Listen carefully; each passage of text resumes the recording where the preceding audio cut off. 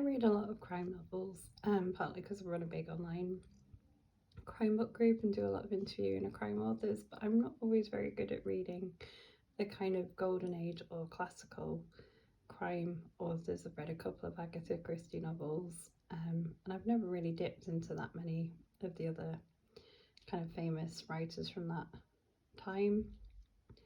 This is a book by Josephine Tey called The Daughter of Time, and this is my first experience of her as an author.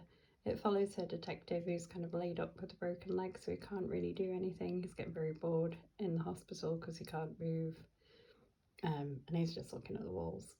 So his friend's giving some portraits, one of which is Richard, who was King of England.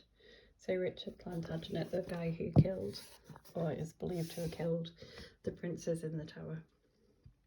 This fascinates him because he doesn't believe that the portrait shows someone who is evil enough to commit those crimes. So he then gets fascinated in the history, keeps sending people out to museums to look at documents. He gets books of history and reads them and tries to work out the mystery of what happened to the princes and could Richard have done it.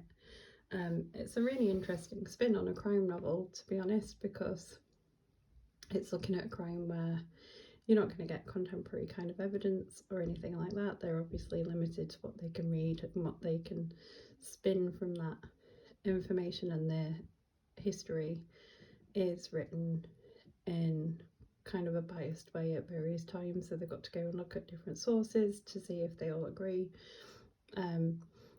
I thoroughly enjoyed this, and it makes you look at a sort of era of history that you maybe don't know about as well. Definitely would be interested in checking out more books by Josephine Tey, and I think if you're looking for sort of an unusual mystery, this is a really good one to pick up.